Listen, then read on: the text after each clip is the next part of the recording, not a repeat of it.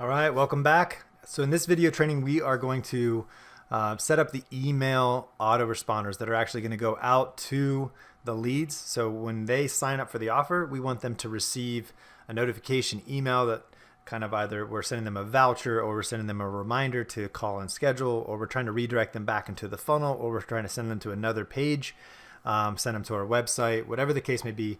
Basically, it's just the ability to automate that follow-up where they're getting another point of contact from us.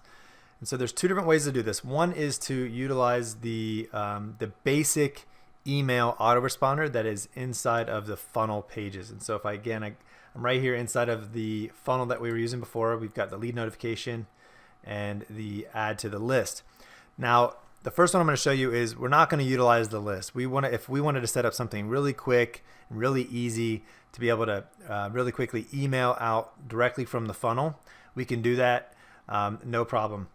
The downside of doing it this way is you don't get to track the stats or the data. You can't track how many clicks or opens and follow-ups.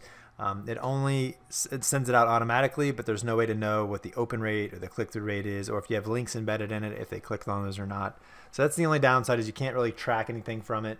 But I'm going to show you anyway because it's really simple and it's really easy to do if you're trying to get something up quickly on the fly, and then you can always go back later and add in the email campaigns and the broadcast. So we're going to make sure that we're on the right page again. It's always important to make sure you're on the opt-in page where the leads are coming in. And then I'm going to go to automation. And so this time, instead of adding a new action, what we're going to do is we're going to add new email. And so this is where we're going to basically automate the first email that would come out as soon as someone signs up, or I can put it on a delay. So the from name is going to be basically who the email is coming from. In most cases for the practices, I recommend putting the doctor's name. People tend to open emails more when it comes from a person. So I tend to put Dr. Green or Dr. Brent Green. I can also put the name of my practice there, or I could put, if you have a staff member that heads up a certain department, and let's say, for example, you have weight loss in your practice. I have a client that does a lot of weight loss marketing for his practice, but he has a staff member that does it as a separate thing. So the emails would come from her, not him. The subject is going to be basically your subject line for your email, whatever you want that to be. There's some different strategies to do there. But the subject is going to go here. So we could say your confirmation.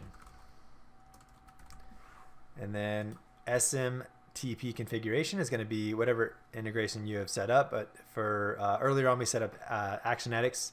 So that's already pre-populated in there. If I had another SMTP configuration set up like SendGrid, I could use that or choose which one. Some of the accounts I have two different versions because I run two different businesses for my Clickfunnels. And so I can send emails from each one depending on who I'm trying to target and what business it's for. The send to only subscribers active in the past X amount of days. Typically, this just has to do with deliverability. If you want your emails to go into the inbox, you don't want to email people, more than 30 days out. So if they've come into your list, but it's been more than 30 days, the deliverability goes down and it kind of can flag you for spam. So typically, you just kind of leave this as it sets. You don't have to mess with making the adjustments. Condition is going to be everyone. And that's pretty much it. Up here, you can set your email delay if you want it to come out. Usually, obviously, you want it to come out right away. You want the email to come out instantaneously, or you could put it on a delay for an hour. Once you get the email delay and the settings put in, then you basically can just select the email template that you want to go from. Now, my recommendation here is to keep it as simple, as clean as possible. What we find is that the emails that have the less images and less videos and embeds and all this other fancy stuff actually have a more poor open rate in most cases, unless you have really good rapport with your clients. But simpler is better. So I'm just going to select the one that kind of looks the simplest from here. This one I'm going to start with. So I'm just going to click use template, and then I'll go down to create email. All right, so now I've got the emails in there, it's set up, but now I need to go in and edit it because this is going to go out right away. If my funnel is live, I'm running ad to it right now, and someone opts in, they're going to receive this email even if it's not edited because technically it's still live. So I need to go in and open the editor. And inside here, it's just like editing in ClickFunnels. It's pretty easy. It's pretty straightforward. They give you the different templates built in. As you build your own out, you can obviously save them and use them. So once I customize this, and if I wanted to create more and more emails that look just like that, I can just save it. But what I like to do is, and I would recommend going in and cutting out all the images as much as you can. So I'm just going to trash that. So I can trash it there, but it probably makes more sense to just delete the whole row. And the next thing I want to do is I want to take off that border line. So I'm going to take off the, let's see, no border. I don't want the border on there. And then I also want to make sure that I get as wide of an email as I can. I don't want that narrow print, so I'm going to set it as no padding. Padding basically just means you can kind of see it in the background. It kind of pushes it into the middle. So I'm going to take all the padding out, take the margins out. All right, so that looks nice and clean. I might even bring that down a couple so that way when the email is opened up, it's not right at the top.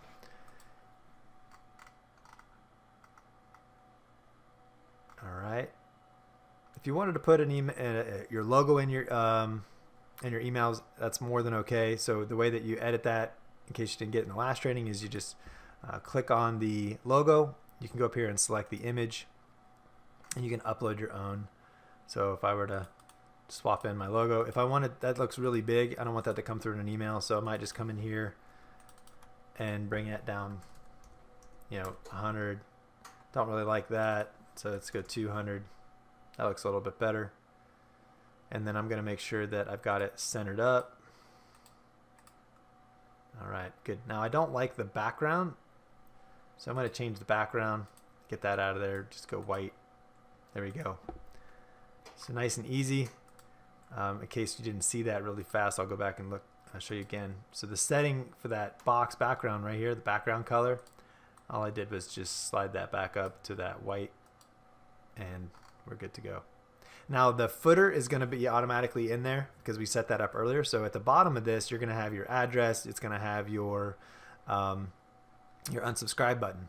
Now the other thing that you need to make sure you do is you put in your HIPAA compliant footer, right? So you want to make sure that that is something that you put in all of your emails. Any email that comes out from a practice or a physician, you need to make sure that you're putting a HIPAA compliant policy in there. Okay. Most of you should have that. If not, I can, I'll put that into the course section as well, so you can just copy and paste it. So that's pretty much it. You go and basically edit the email, type up exactly what you want. If you have access to the soap opera sequence emails, you can plug those in and edit them accordingly.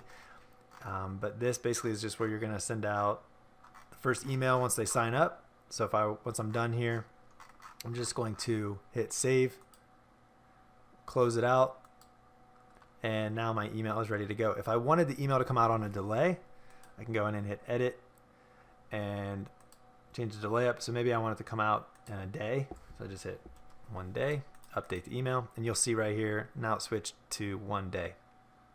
Okay. If I open this back up really quickly and I look at this email, it's like, hey, I really like this email. I think I want to save this as a template. All right, so if you wanted to, first, if you wanted to save this as a template, you can close it out and you can go right here to edit and save that as a template. So let's say I just really like that setup and I don't want to have to go in and redo that every single time. I can just save this as, I can name it whatever I want. If I wanted to name it for a tag for filtering it, I want to make sure I click enable so I can find it and then hit create email design.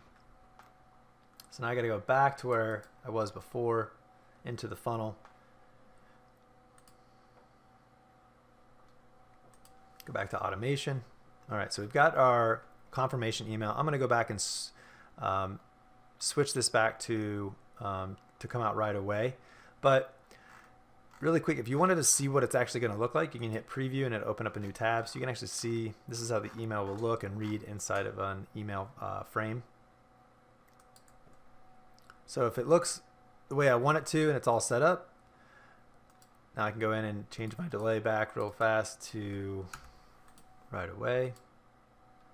All right, so we've got the first email going to go out immediately. Now, if I want to create another email that goes out the second day, the third day, the fourth day, I can go it again and hit add new email. I'm going to put the same thing as before. Make sure that the email or the subject that it comes from is what I want it to. So let's see, second attempt.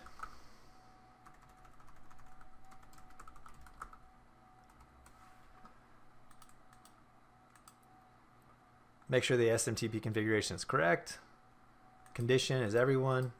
And now down here, I've got my templates, right? These are the ones that are kind of offered through Clickfunnels, but down at the bottom, now I have mine. So if I preview, this is the same one I just used.